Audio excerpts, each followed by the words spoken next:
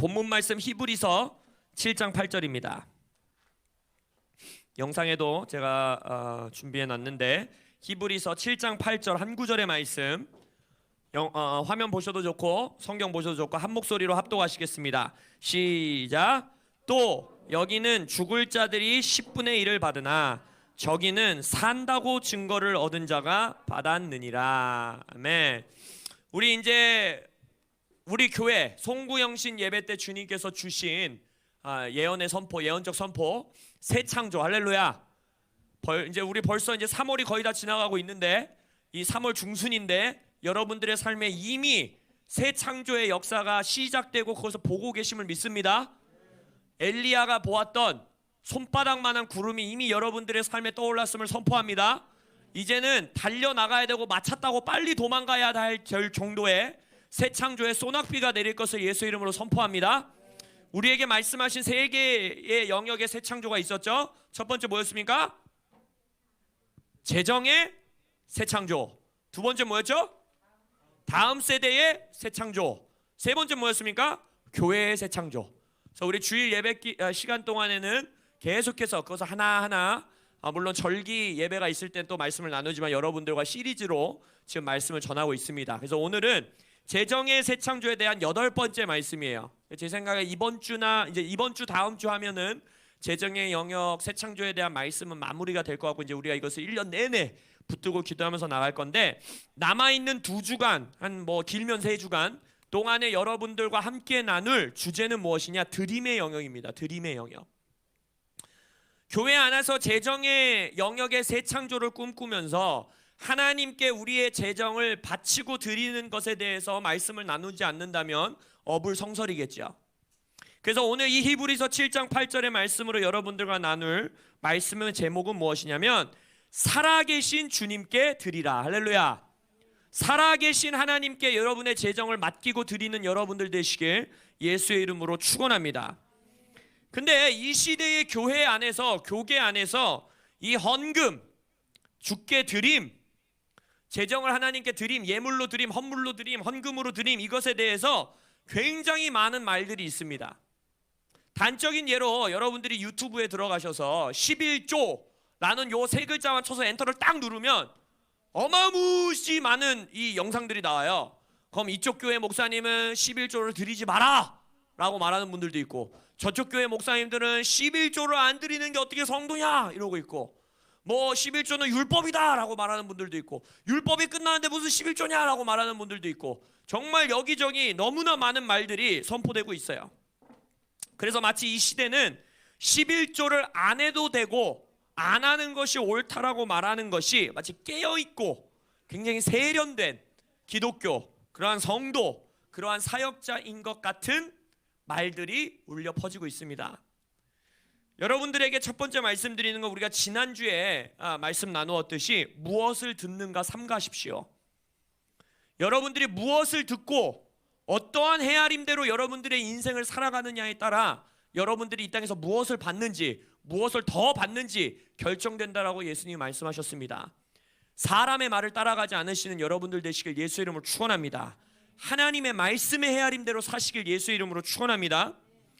그래서 오늘 그리고 다음 주 또 혹시나 더 길게 되면 다다음 주까지 이 예물, 하나님께 헌물, 하나님께 헌금하는 것에 대해서 여러분들과 말씀을 나눌 것인데, 성경에서 아무래도 딱 펼쳐보면 주님 앞에 이 물질을 가지고 나오는 것에 대한 말씀, 그것이 구약에 많을까요? 신약에 많을까요? 구약에 많죠. 아무래도 그렇죠. 왜냐하면 제사 시대가 아직도 있었고 성전과 성막 가운데 계속해서 동물, 그때 당시 동물은 뭡니까? 결국 우리에게 말하면 돈이에요. 곡식, 그게 뭡니까? 우리에게 말하면 재정인 거예요.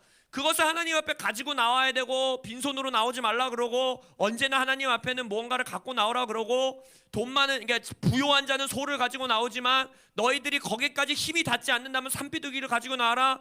계속해서 하나님 앞에 무엇을 가지고 나오라는 말씀이 구약에는 굉장히 많이 등장합니다. 그래서 아무래도 이 헌금이나 예물에 대해서 말씀을 나눌 때 많은 사람들이 구약 성경을 가지고 사람들에게 말씀을 전하는 경우들이 많아요. 그리고 그게 잘못된 게 아닙니다. 근데 문제는 뭐냐면 구약 성경을 가지고 예물에 대해서 말하고 헌금에 대해서 말을 하면 많은 사람들이 어떻게 반응해요? 그건 구약 시대잖아요. 우리는 율법을 지키는 자들이 아니잖아요 라고 말하는 반응들이 많이 나옵니다. 일단 그거 자체는 너무나 잘못된 말인 게, 구약이 교회 시대에서는 상관없는 책이고 따르지 않아도 되는 책이다라는 것 자체는 이미 틀린 말이에요. 하나님의 말씀은 영원합니다. 할렐루야. 그러나 그럼에도 불구하고 그러한 말들이 많기 때문에 오늘 우리는 신약 성경에 집중할 거예요. 신약 시대에 와서 교회 시대가 되어서 예수님이 이 땅에 새로운 시대를 여신 이후에 성경에서 또 예수님의 입술을 통해서 예물에 대해, 헌금에 대해, 하나님 앞에 나의 물질을 드리는 것에 대해 어떻게 말씀하시고 무엇을 말씀하고 계시고 어떻게 명령하고 계시는지 우리가 앞으로 2, 3주의 시간 동안에 들여다보겠습니다. 할렐루야. 드림을 통하여 재정을 새롭게 창조하시는 여러분들 되시길 예수 이름으로 축원합니다. 첫 번째, 신약 시대 또 신약 성경 안에서 교회 시대 안에서 헌금에 대해서 말하고 있는 여러 말씀들을 한번 볼까요? 다 찾아보지는 않을 거지만 잘 들어보십시오. 첫 번째, 누가복음 12장에 이 재정의 새 창조 시리즈 말씀을 전하면서도 나누었던 말씀인데, 어리석은 부자 이야기가 등장합니다. 돈을 많이 벌어서 자신의 창고도 늘려야 되고, 그러면서 스스로에게 뭐라고 말해요? 나의 영혼아, 걱정하지 마라. 너 앞으로 그냥 평생 떵떵거리면서 먹고 살 거 내가 준비해 놨으니까 편안하게 살아라. 이러고서는 예수님이 그에게 너는 어리석다 하면서 하신 말씀이 뭐예요? 내일 아침 하나님이 너의 생명을 가져갈 것인데 네가 참으로 미련하다라고 말씀하시죠. 그러면서 그를 향해 뭐라고 합니까? 자기를 위하여 재물을 쌓아두고 하나님께 대하여 부요하지 못한 자가 이와 같으니라 라고 말하고 있어요. 이 성경은 철저하게 재물에 관한 말씀입니다. 나의 재물을 가지고 하나님께 부요한 것이 뭐겠어요? 결국 주께 나의 재정을 드리고 가난한 자들을 돕는 구제를 하고 결국 하나님 앞에 나의 재물을 가져 나오는 것을 말하고 계신 것이지요. 누가복음 7장에서는 자신의 종이 아파서 예수님께로 와서 종을 고쳐달라고 말하는 백부장 이야기가 나옵니다. 다른 성경 안에선, 다른 복음서에서 이 자가 백부장이 아니라 귀인이다라고 말할까, 부자였던 것 같아요. 뭐 정치인이었든지 어떤 귀인이었는데, 이방인인 백부장의 간청을 들어주시는 예수님의 근거가 나와요. 근거. 예수님은 내가 유대인들에게 하나님의 집에 먼저 섬기기 위해 왔다라고 말했는데, 성경의 몇 군데를 보면 예수님이 이방인들에게 자신의 기적을 베풀어 주시는 몇 장면이 나옵니다. 그 중에 하나예요. 근데 이 말씀의 근거를 뭐라고 하냐면, 유대인들이, 이방인들과 유대인들은 사이가 좋지 않았거든요, 그때 당시. 게다가 귀인이었고 백부장이었다면 이스라엘을 단합하는 쪽에 있었던 그러한 자들이에요, 로마 시대에.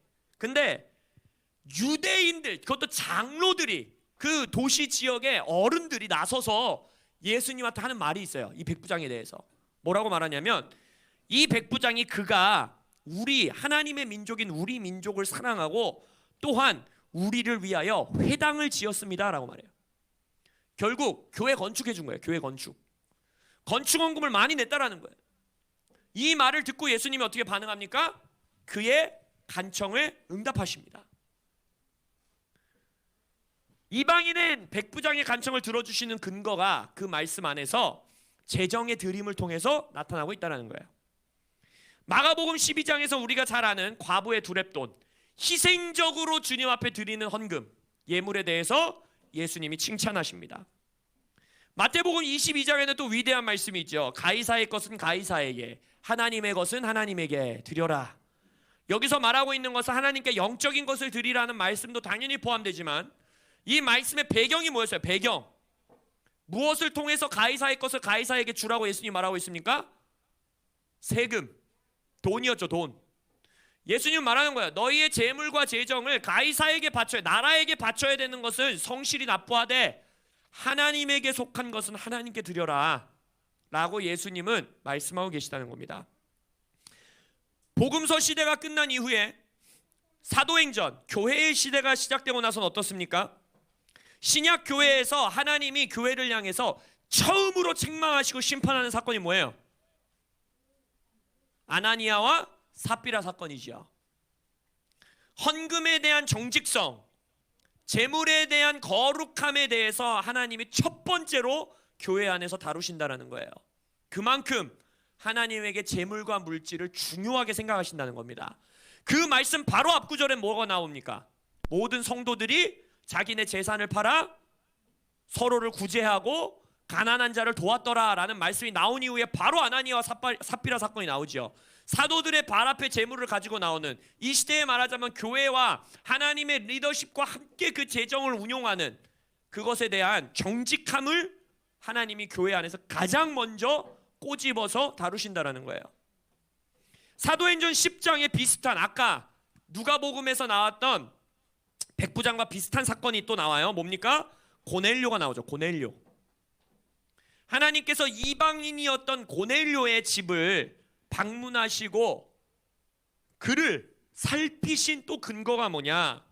천사가 와서 말하지 않습니까? 너의 기도와 뭐가 하나님 앞에 상달됐대요? 너의 구제가 하나님 앞에 상달되었도다. 너의 재정을 가지고 하나님 나라를 위해서 사용하는 그것을 통해 하나님이 너를 기억하신다라고 말씀하시는 거예요. 사도행전 20장에서는 바울이 설교합니다. 뭐라고 합니까? 주 예수께서 친히 말씀하신 바, 예수님의 말이라는 거예요. 주는 것이 받는 것보다 어떠다? 복되도다. 드림에 대해서 사도 바울은 선포하고 있다는 것입니다. 마지막, 고린도후서 7장, 8장, 9장. 이 고린도후서의 이 3장, 7, 8, 9장은 처음부터 끝까지 무슨 얘기일 것 같아요? 돈 얘기를 하고 있습니다. 헌금 얘기를 하고 있어요. 연보 이야기를 하고 있습니다. 그러면서 우리가 잘 아는 말씀을 사도 바울이 선포하지요. 적게 심는 자는 적게 거두고 많이 심는 자는 많이 거둔다 하는 말이로다. 각각 그 마음에 정한 대로 할 것이요 인색함으로나 억지로 하지 말지니 하나님은 즐겨내는 자를 사랑하시니라. 아멘. 지금 벌써 여러 군데의 신약 말씀을 통해 여러분들과 교회 시대에서 말하고 있는 헌금, 예물에 대해서 얼마나 중요하게 생각하고 있는지 볼 수 있어요. 새 언약 시대에 살아가고 있는 우리에게도 이 헌금이 지속되어야 되는 예배의 행위일 뿐만 아니라 신약 시대에 넘어와서는 오히려 더 굳건하게 예수만이 나의 주권자이십니다, 예수만이 나의 왕이십니다라는 것을 선포하는 아주 중요한 예배와 삶의 방식임을 성경을 통해서 선포하고 계시다는 것입니다. 그리고 마태복음 6장에서 예수님이 콕 집어서 마지막 날까지 네가 예수님만을 왕으로 섬기고 사는 삶을 대항하고 대적하고 너를 무너뜨리려고 하는 마지막 영이 무슨 영이라 그랬어요? 만몬이라 그랬죠. 돈이에요, 돈. 내가 헌신도 할 수 있고 시간도 드릴 수 있고 다 드릴 수 있는데 끝까지 나를 붙잡고 늘어지려고 하는 그 영, 어둠의 권세, 어떤 권세라는 겁니까? 돈 뒤에서 일하고 있는 권세라는 거예요. 그렇기 때문에 드림에 대한 훈련이 되어 있지 않는 자들, 나의 지갑을 열어 내가 가진 소유물을 가지고 하나님 앞에 헌신하는 삶이 되어 있지 않는 자들은 마지막 때가 무르익어가면 익어갈수록 예수님만을 나의 왕으로 섬기고 살아가는 삶의 도전이 더 힘들어진다는 것입니다. 그리고 이 모든 것을 다 떠나서 유튜브나 이 땅에서 심지어 교회 안에서도 선포되고 있는 수많은 말씀들 가운데에 이런 주제들이 있어요. 꼭 해야 되나요? 양이 중요한가요? 그 기도에 대해서도, 기도를 꼭 많이 해야 되나요? 금식에 대해서도, 이 시대에 꼭 금식 날수가 많아야 되나요? 꼭 해야 되나요? 주일 성수, 11조, 예배, 구제헌금 등등등에 대해서 꼭 해야 됩니까? 신약 시대에도 해야 되는 게 맞는 겁니까? 라는 질문 뒤에는 뭐가 숨겨져 있는 겁니까? 이미 의도가 잘못됐다는 거예요. 의도가. 만약 정말 이 신약 시대에 나의 전 존재가 진짜 나는 예수 아니면 그냥 죽어 마땅한 놈이라는 것이 정말로 내 안에 진리로 숨겨져 있다면, 진리로 심기어져 있다면 우리의 갈망은 뭐가 돼야 돼요? 조금이라도 더 드리고 싶고, 조금이라도 더 길게 하나님과 교제하고 싶고, 어떻게 수단과 방법을 다 더해서라도 성경에서 조금 한 구절 나온 말씀이라 할지라도, 만약 신약 성경에 정말로 맞아요, 구절적으로는 구약 성경보다 헌금 얘기가 적어요. 그럼에도 불구하고 난 다 드리고 싶다. 할렐루야. 이 갈망이 있어야 옳은 거 아닙니까? 여러분, 어떤 질문을 할 때 해도 돼요? 라는 질문으로 시작하지 마세요. 우리 어린이 친구들 잘 들어. 살아가면서 내가 이걸 해도 되나? 이런 질문이 많으면 안 돼. 여러분의 질문은 뭘 해야 되냐면, 내가 하나님을 위해서 뭘 할 수 있을까? 할렐루야. 뭘 더 할 수 있을까? 할렐루야. 뭘 더 드릴 수 있을까? 할렐루야. 이 질문으로 사로잡힌 인생을 사시길 예수 이름으로 축원합니다. 청년들이요, 왜 많잖아. 뭐 술 먹어도 되는 거냐? 요가 해도 되는 거냐? 문신 해도 되는 거냐? 어차피 우리 결혼할 건데 잠자리 먼저 가져도 되는 거냐? 안 되는 거냐? 이런 질문들이 있잖아요. 이게 잘못됐다는 게 아니에요. 그 질문들 씨름하셔야 돼요.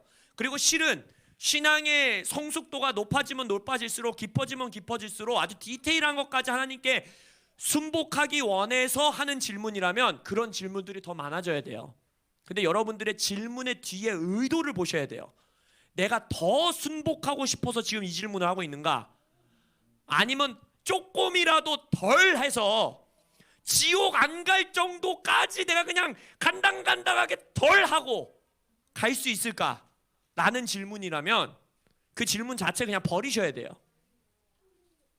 어떻게 해서든 내가 더 거룩하게 하나님 앞에 순종할 수 있을까라는 질문으로 넘쳐나시길 예수의 이름으로 축원합니다. 그래서 여기서 이게 우리 서론이에요. 오늘 우리 이제 이 헌금에 대해서 저는 매년 지금 여러분들이, 저희가 이제 지금 이제 연수로 4년 차인데 매년 제가 2주에서 3주 정도는 지금 헌금에 대해서, 드림에 대해서 여러분들과 나누고 있어요. 근데 우리 코람데오 교회는 지금 예수의 이름으로 선포합니다. 할렐루야. 헌금 하셔야 돼요. 11조 하셔야 됩니다. 내 재정에 훈련이 되어 있지 않으면 하나님을 온전히 섬기는 길이 너무나 어려워요. 청년들이요, 상우 직장 갖기 전에 헌신해야 돼. 할렐루야. 여러분의 재정이 하나님 앞에 바로 서 있지 않으면 다 할 수 있을 것 같지만 끝에 가서 만몬과 예수 사이에서 고민을 하게 됩니다. 그렇지 않다면 그 위대한, 존경을 받았고 저는 지금도 존경하고 있었던 수많은 하나님의 종들과 일터 사역자들이 왜 끝에 가서 무너지겠냐고요. 왜? 여러분, 이 씨름의 종결점을 찍으시길 예수 이름으로 축원합니다. 하지만 또한 동시에 하라니까 해 라는 걸로 하지 않으시길 예수 이름으로 축원합니다. 알고 해야 돼요. 알고. 할렐루야. 마음을 드려야 돼요. 전심을. 행위만 드리는 거는 별 의미가 없어요. 오히려 하나님이 꾸짖잖아요. 네 돈 받기 싫다고. 소 좀 그만 가지고 나오라고. 내가 너희들한테 소 먹게 생겼냐고 예수님이, 하나님이 화를 내잖아요. 너희의 마음을 드려라. 내가 언제 너에게 돈 달라 그랬냐? 너의 마음을 드려라라고 구약 성경 때부터 소리를 치고 계세요. 그렇기 때문에 우리가 이 헌금에 대해서 말씀을 통해서 배우는 이유는 딱 하나입니다. 내가 11조를 하고 헌금을 할 때 내 마음을 드리기 원하는 거예요. 할렐루야. 그냥 교회에 와서, 왜 그 미국 목사님이 그런 말 많이 하잖아요. 이 시대의 영화관과 교회가 너무 닮았다고. 뭐예요?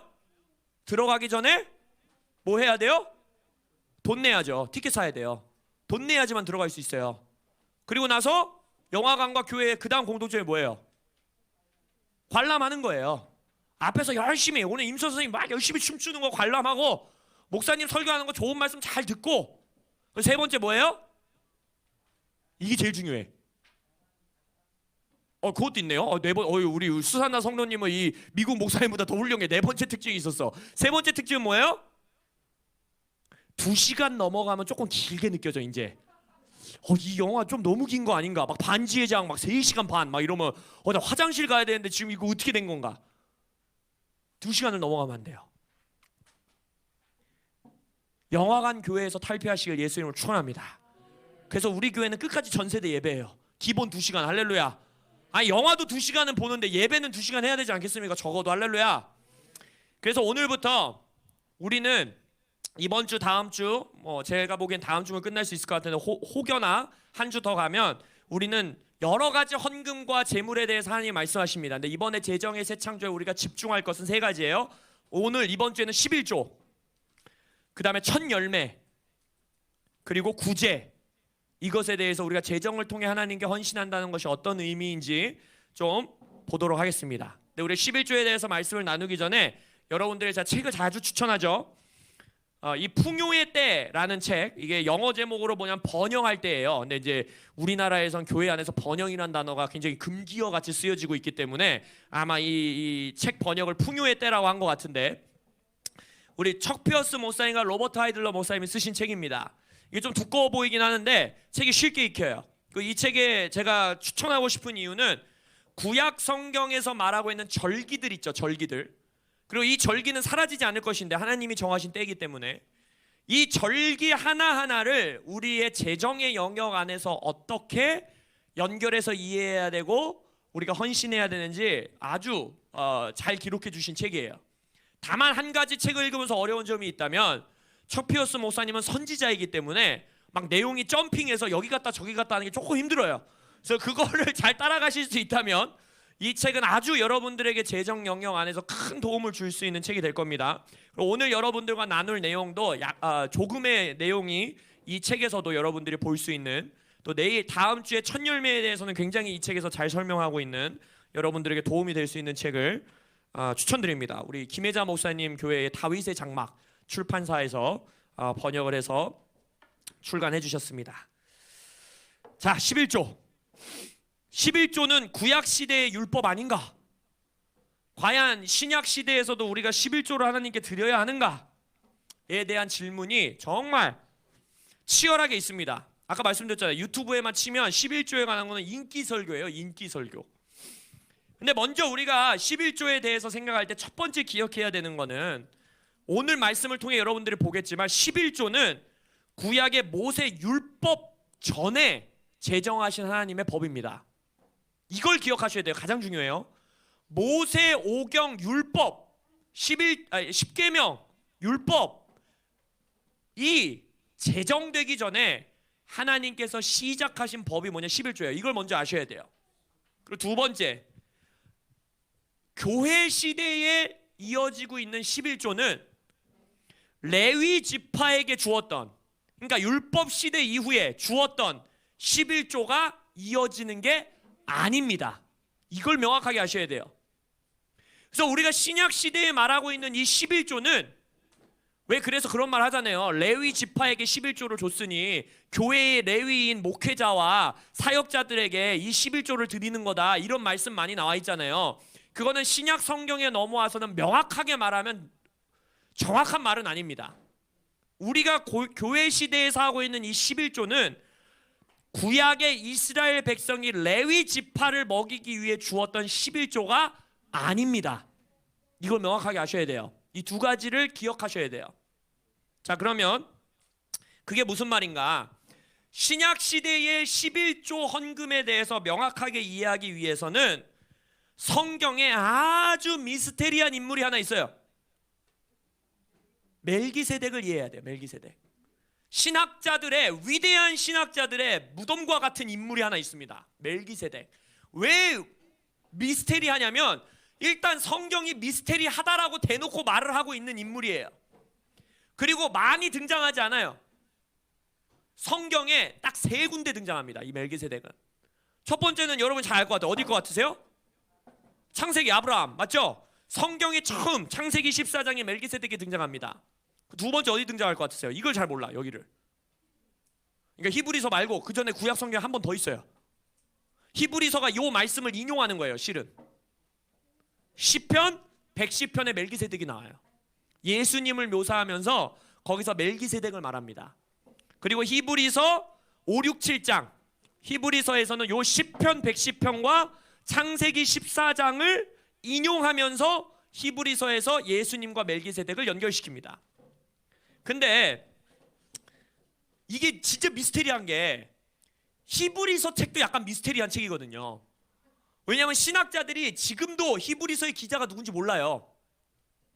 그래서 성경 정경을 만들어줄 때 히브리서가 빠질 뻔도 했어요. 그래서 지금도 이건 바울이 쓴 거다라고 말하는 사람들, 아니다 뭐 누가 쓴 거다, 아니다 기자를 모른다. 그래서 지금 가장 보수적이고 전통적인 신학 세계 안에서는 동의하는 게 뭐냐, 히브리서 기자 누군지 모릅니다. 그러니까 벌써 책이 일단 미스테리하잖아요, 그죠? 근데 그 미스테리한 서신에서 미스테리한 인물을 말하는데 뭐라고 하냐면 미스테리하다라고 말을 해요.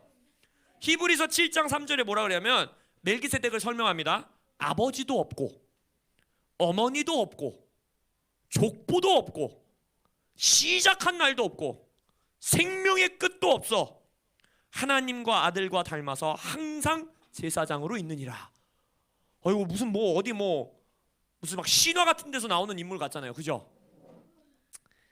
창세기 14장의 사건을 정확하게 알아야 우리가 11조를 알 수 있어요. 창세기 14장에 보면 우리가 알다시피 아브라함, 그때 당시는 아직 아브라함이 아니죠. 아브라함이 소돔에 거주하던 아브라함의 조카가 누구였어요? 누구야? 조카, 아브라함의 조카 롯. 맞았어. 우리 역시 어린이들은 수준이 높습니다. 롯이 있었어요. 근데 소돔 왕이랑 여러 왕들이 연합해서 또 여러 왕들, 가나안 지역에 있었던 왕들이랑 싸워요. 4명의 왕, 5명의 왕이 붙습니다. 그래서 소돔 왕 쪽이 어떻게 돼요? 져요. 그래서 이 왕들이 소돔 땅으로 가서 어떻게 합니까? 소돔 땅의 재물과 아녀자들과 사람들을 다 노예로 잡아가요. 돈도 다 뺏어가고. 그래서 그 소식을 아브라함이 듣고 어떻게 합니까? 자신의 거느리던 훈련된 318명의 이 종들을 데리고, 싸우는 자들을 데리고 가서 모든 빼앗겼던 재물과 자기의 조카 롯과 그의 재물과 또 부녀와 친척을 다 찾아왔더라라고 말해요. 여러분 이 말 다시 한번 잘 들어보세요. 모든 빼앗겼던 재물과 자기의 조카 롯과 그의 재물과 또 부녀와 친척을 다 찾아왔더라. 그럼 지금 아브라함이 무슨 재물을 다 찾아온 거예요? 우리는 지금까지 어떻게 생각했어요? 롯이랑 롯 가족이랑 롯이 빼앗겼던 거 아브라함이 가서 찾아와줬다고 생각했죠. 근데 이 앞에 있는 그런 모든 빼앗겼던 재물은 무슨 재물일까요? 롯의 재물은 찾아왔다라고 뒤에 말하고 있고, 모든 빼앗겼던 재물은 뭐예요? 소돔 나라의 재물이에요. 그래서 소돔 왕이 나중에 와서 뭐라 그래요? 니 다 가져가라 그러잖아요. 사람만 나한테 주고 니가 다 가져가라. 근데 아브라함이 말하잖아요. 나는 하나님이 하셨다라는 걸 선포하기 위해서 당신 거 다 가져가시고 우리 애들 먹일 것만 좀 주십시오라고 말하잖아요. 그러니까 아브라함은 가서 그냥 한 가문 가정 수준의 재물을 빼앗아 온 게 아니에요. 한 도시 국가의 재물을 다 찾아온 거예요. 왕의 재물을, 어마어마한 수준의 재물을 318명, 319명 자기까지 가서 찾아온 겁니다. 그리고 나서 자신이 그 승리를 얻고 나서 돌아오고 있을 때 이 미스테리한 인물이 미스테리하게 등장을 해요. 어디서 뿅 등장해서 뭐라 하느냐, 살렘 왕 멜기세덱이 나왔으니 그는 지극히 높으신 하나님의 제사장이었더라. 아브라함이 그 얻은 것에서, 아까 말했죠, 국가의 재물을 얻어온 거예요. 물론 도시국가이기 때문에 지금 생각하는 막 제국 같은 국가는 아닙니다. 그럼에도 불구하고 그 재물을 가지고 나와 어떻게 합니까? 10분의 1을 멜기세덱에게 드렸더라. 히브리서에선 재밌는 말을 해요. 아브라함이 멜기세덱에게 자신의 재물을 10분의 1을 바쳤을 때 이건 레위인들에게 준 게 아니다 라고 히브리 기자가 말해요. 이 11조는 레위인들에게 준 게 아니다. 멜기세덱은 레위 대제사장이 아니다. 아직 레위 세대가 안 나왔을 때잖아요. 그러니까 멜기세덱은 레위인으로서의 대제사장이 아니라 아까 히브리서에서 말한 거 뭐예요? 아주 미스테리한 인물이다. 우리가 아빠도 모르고 엄마도 모르고 족보도 모르고 어디서 왔는지도 모르고 죽었는지 살았는지도 모르고 영원히 살아있는 하나님의 아들과 같은 자여서 하나님의 대제사장에게 21조를 드린 거다라고 말해요, 히브리서 기자가. 그러면서 재밌는 말을 해요. 아브라함이 11조를 드릴 때 아브라함의 태 속에 이미 실제적으로 정자라는 단어를 씁니다. 씨앗으로 레위가 이 안에 있었기 때문에 뭐라 그러는 거예요? 레위인들도 멜기세덱에게 10분의 1을 바친 거다 라고 굉장히 재밌는 말을 해요, 히브리서 기자가. 그래서 신약 성경에 와서 지금 우리가 교회로서 하나님 앞에 드려야 되는 11조를 어떻게 정의하고 있느냐, 이 히브리서 편지 자체가 하나님 예수를 믿고 개종한 유대인들을 향해서 쓴 편지거든요. 그래서 이걸 굉장히 자세하게 설명하는 거예요. 뭐라 말하는 거면 유대인들에게, 야 너희들이 옛날에 했던 그 11조 그거 아니야. 레위 지파 먹이기 위해서 하나님이 주라고 한 11조는 여전히 해야 되는 일이지만 교회라는 공동체 안에서 우리가 11조를 드리는 건 레위인들에게 주는 게 아니야 라면서 뭐라고 하는 거예요? 레위인이든 유다 지파든 너희 모두가 예수 안에서 11조를 드리는 것은 하나님의 대제사장인 멜기세덱이 이제 누가 됐다라는 거예요? 그 반차를 따라 누가 대제사장이 됐다는 거예요? 예수에게 너희들이 너희의 10분의 1을 드리는 거야 라고 히브리서 기자는 말하고 있는 거예요. 이제 너희들의 대제사장은 더 이상 아론의 반차를 따르는 대제사장을 너희들이 리더로 섬기는 게 아니야. 이제는 아론의 반차를 따르던 제사장들조차도 예수 안에서는 함께 이쪽으로 와서 어떻게 된다는 거예요? 우리의 멜기세덱의 반차를 따르는 대제사장이신 예수께 우리의 10분의 1을 드리는 거야 라고 말을 해요. 근데 이 10분의 1을 드리는 의미가 있어야 되잖아요. 의미가. 하나님이 그냥 구약시대랑 똑같이 그냥 니네 번 돈 월급 번 거 10분의 1 나한테 줘야지 마 이런 게 아니라는 거예요. 이 11조의 의미를 하나님이 말씀하실 거 아니에요. 그게 바로 오늘 구절입니다. 오늘 구절에 뭐냐, 우리 막 11조가 아니라 자신의 그냥 몸을 드리려고 뛰어나오는 가은이를 보세요. 뭐라 그러냐, 히브리서 7장 8절에서 여기는 죽을 자들이 10분의 1을 받았으나, 이 말을 한번 잘 생각해 보세요. 죽을 자들이 누구였을까요? 레위인들 말하는 거예요. 걔네는 너희들이 레위 대제사장에게는 10분의 1을 드려도 얘는 결국 죽지 않냐, 니네랑 똑같이. 죽을 자들에게 너희들이 10분의 1을 주지 않았냐. 근데 그 다음 구절이 뭐예요? 저기는 산다고 증거를 얻은 자가 받았느니라. 그러면 이제 너희들의 10분의 1의 소유를 영원토록 살아있는 자에게 드려야 된다라는 거예요. 그게 누굽니까? 멜기세덱의 반차를 따른 예수 그리스도. 자, 그래서 세 가지로 볼 거예요. 신약 시대의 11조의 의미는 명확하게 세 가지입니다. 뭐 여러 가지 이유가 있겠지만 우리가 오늘 들여다볼 이유는 세 가지예요. 첫 번째, 오늘 본문 말씀에 따라 우리가 볼 수 있는 것은 교회 시대의 11조는 오늘 살아계시는 예수님의 부활 생명 아래 우리가 살아가는 것을 고백하는 겁니다. 나는 더 이상 죽은 자가 아니라는 걸 고백하는 거예요. 나는 오늘 살아계시는 멜기세덱의 반차를 따르는 하나님의 대제사장인 예수의 부활 생명 아래 사는 것이다. 부활 생명 능력, 부활 생명 은혜, 부활 생명 공급, 부활 생명 용서, 부활 생명 치유, 부활 생명의 영향력 아래 나는 살아가고 있습니다라는 걸 고백하는 거예요. 그러면서 히브리서는 뒷구절에서 이렇게 말해요. 히브리서 7장 16절에 이 예수는 육신에 속한 한 계명의 법을 따르지 아니하고 오직 불멸의 생명의 능력을 따라 되었으니. 할렐루야. 11조를 왜 드려야 되냐? 나는 불멸한 생명, 나는 영원토록 살아 예수께 연결되어 있습니다 라는 고백을 드리는 거예요. 그리고 나는 이 땅에 죽어 없어질 생명의 논리대로 살아가는 자가 아닙니다. 할렐루야. 헤아림을 바꾸겠다라는 거예요. 나는 이 땅의 법칙대로 돈 벌고 먹고 살아가고, 이 땅의 법칙대로 빚 갚고 살아가고, 이 땅의 법칙대로 살다 죽을 자가 아닙니다 라는 거를 영원토록 살아계신 대제사장께 드림으로 고백하는 거예요. 그 두 번째, 오늘 살아계신 예수께 연결된다는 게 뭐냐면 히브리서 7장 뒷구절에서 뭐라 그러냐, 예수는 영원히 계심으로 자기를 힘입어 하나님께 나아가는 자들을 온전히 구원하실 수 있으니 이는 그가 항상 살아계셔서 그들을 위하여 간구하심이라.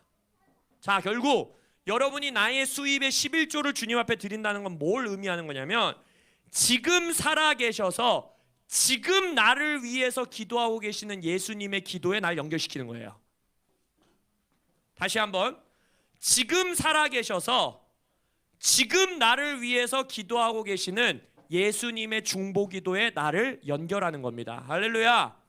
그래서 첫 번째, 여러분들이 11조를 드리는 이유, 11조는 오늘 살아계시는 예수님의 부활 생명 아래 내가 연결되게 합니다. 두 번째, 11조는 나의 복의 근원이 오직 예수님임을, 하나님임을 고백하는 겁니다. 자칫 잘못 생각해서 막 말라기서 말씀 뭐 11조를 가지고 와라 그러면 너희들의 막 하늘의 창문을 열어서 너희들에게 쏟아부어 주겠다, 그래서 마치 11조를 복 얻는 하나의 수단으로 말하는 경우가 많아요. 11조를 내야 복을 받는다. 그렇지 않습니다. 오히려 11조는 뭐냐면 우리 창세기 14장에 보면 멜기세덱에게 아브라함이 11조를 가지고 나올 때 멜기세덱이 뭐라고 말하느냐, 14장 20절에서 이렇게 말합니다. 멜기세덱이 선포하는 거예요. 멜기세덱이 선포하는 게 뭐냐면 너에게 복을 주신, 아브라함을 향해서 지금 말하는 거예요. 너에게 복을 주신 하나님을 찬송할지어다 라고 말해요. 결국 이게 뭐냐면 11조를 드린다라는 건 결국 무슨 말이냐면 나의 복의 근원이 나에게 있지 않다라는 걸 고백하는 거예요. 내 힘으로 나는 살아가고 있지 않습니다 라는 걸 고백하는 거예요. 나의 복의 근원은 우리 창세기 1장에서 복을 구해야 되는 이유 생각나십니까? 우리는 하나님의 복을 받아야지만 인간적으로 살 수 있는 자들이기 때문이에요. 복은 나에게 뭔가 인생을 좀 더 윤택하게 만들어주고 조금 더 좋은 차 사게 해주고, 이게 복이 아니에요. 이 땅을 인간이 인간답게 살아가기 위해서 반드시 우리는 복을 받아야 되는 존재인데, 그 복이 어디서 옴을 고백하는 거예요? 오직 예수 그리스도 그의 부활 생명으로부터 나는 복을 누립니다 라는 것을 고백하는 것이 바로 우리의 11조인 것입니다.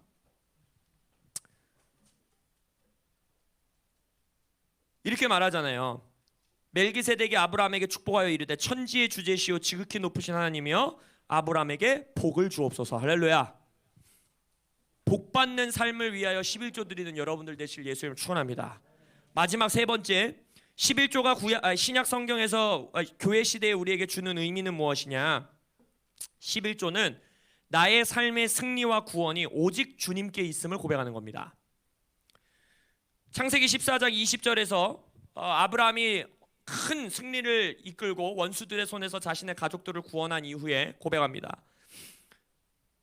너희 대적을 너의 손에 붙이신 지극히 높으신 하나님을 찬송할지로다. 멜기세덱이 고백하죠. 멜기세덱이 뭐라 합니까? 아브라함아, 네가 승리를 얻은 게, 네가 적군들로부터 너의 가족을 구원해 온 게 너의 318명 용사들에게 있는 게 아니야. 그러면서 멜기세덱은 뭐라고 합니까? 너의 대적을 너의 손에 붙이신 지극히 높으신 하나님을 찬송해라 라고 말해요. 그리고 나서 아브라함이 어떻게 해요? 그 얻은 것에서 10분의 1을 멜기세덱에게 주었더라. 그래서 이 땅에서 내가 해결해야 되고 돌파해야 되고 승리해야 되는 이 땅의 모든 대적들이 나를 우겨싸고 나의 것을 빼앗아가는 것 가운데에 나의 승리는 오직 어디에 있다? 주님께 있습니다 라는 걸 고백하는 것이 우리의 11조의 삶인 것입니다. 세 가지. 11조는 현재 살아계신 예수의 부활 생명에 나를 연결시킨다. 그래서 부활 생명 아래서 살아간다는 두 가지 의미가 뭐라고 했습니까? 첫 번째, 불멸의 생명의 영향력 아래 내가 살아가고, 두 번째는 지금 현재 나를 위하여 중보하고 계시는 지금의 기도, 예수님의 현재의 기도에 내가 연결된다. 11조의 의미 두 번째 뭡니까? 나의 복의 근원이 오직 누구에게 있다? 하나님에게 있음을 고백하는 겁니다. 그리고 세 번째, 나의 인생 이 땅에서의 내가 싸워 이겨야 되는 모든 싸움의 승리가 누구에게 있다? 하나님께 있습니다.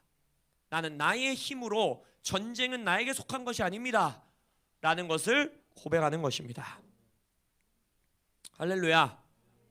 여러분, 반드시 기억하셔야 돼요. 따라서 우리는 우리의 것의 10분의 1을 주님께 드리는 게 아닙니다. 다시, 내 돈의 10분의 1을 주님께 드리는 게 아닙니다.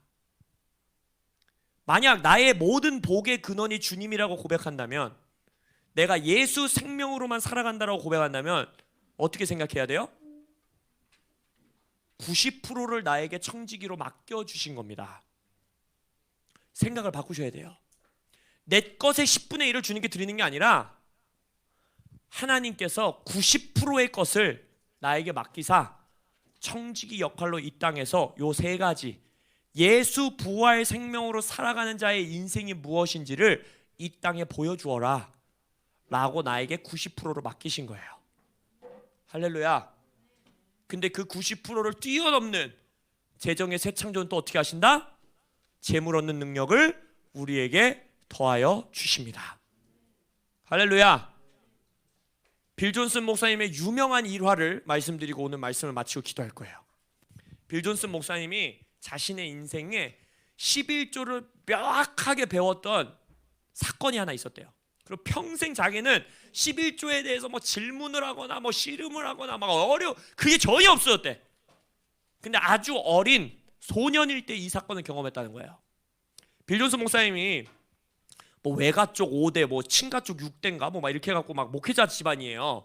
그래서 막 가족 모임 하면은 막 무슨 막 선교사 막 수십 명, 막 목회자 수십 명 막 이렇게 모인대요. 근데 본인이 어렸을 때 할아버지랑 식당을 가면 미국 식당에는 꼭 가면 후추와 소금통이 있습니다. 그리고 나서 음식을 주문해서 이제 소금을 이렇게 뿌려 먹잖아요. 근데 꼭 미국 식당 가면 이렇게 막 유명한 프랜차이점 아니고 동네 식당 가면 이걸 깨끗하게 안 해놔요. 그럼 어떻게 소금이 막 굳어가지고 잘 안 나와. 그리고 막 찌꺼기 껴있고 막 이러면 소금이 잘 안 나오잖아요. 그 소금통에서. 할아버지가 막 소금을 막 이렇게 뿌린대요. 막 찔끔찔끔 나오잖아요. 할아버지가 막 소금을 뿌리면서 막 화를 내시면서 뭐라고 했을 것 같아요? 욕은 안 했겠죠. 목사님인데, 그죠? 욕을 하면 좀 그렇고, 욕은 아니었는데 뭐라고 했을 것 같아요? 에라이 11조 정도밖에 안 내는 놈아, 이렇게 말했다는 거예요. 이게 무슨 말인지 아세요? 빌 존슨 가족에게는 11조는 그냥 세금인 거예요. 세금. 그냥 내는 거고 더 풍성하게 드려야 되는데 소금통을 보면서 뭐라고 외치냐면 에라이 11조밖에 안 내는 놈아, 이렇게 소리를 치셨다는 거예요. 그때 빌 존슨 깨달은 거예요. 11조도 그럼 안 내는 놈은 뭐예요? 큰일 나는 거예요. 할아버지한테. 만약 내가 11조도 안 냈다 그러면 내 인생이 이제 큰일 났다. 이런 우스갯소리로 이 말을 하는데 생각을 바꿔야 돼요. 우리는 10분의 1을 주님께 드리는 게 아닙니다. 100%의 하나님의 것 가운데에 이 땅의 90%를 우리에게 맡기시는 거예요. 그것이 예수 생명에 연결되어 살아가는 자의 인생임을 믿습니다. 여러분, 11조 저한테 주시는 거 아닙니다. 레위인에게 주시는 거 아니에요. 우리 모두는 예수님의 생명에, 예수님의 부활 생명에 연결되어 있습니다. 나의 인생은 오직 예수의 근원, 복의 근원, 나의 승리의 근원, 예수 생명으로만 이 땅에서 나는 살아갑니다 라는 고백과 선포를 평생에 기쁨으로 드리시는, 즐거이 내시는 여러분들 되시길 예수의 이름으로 축복합니다. 아멘. 기도하겠습니다.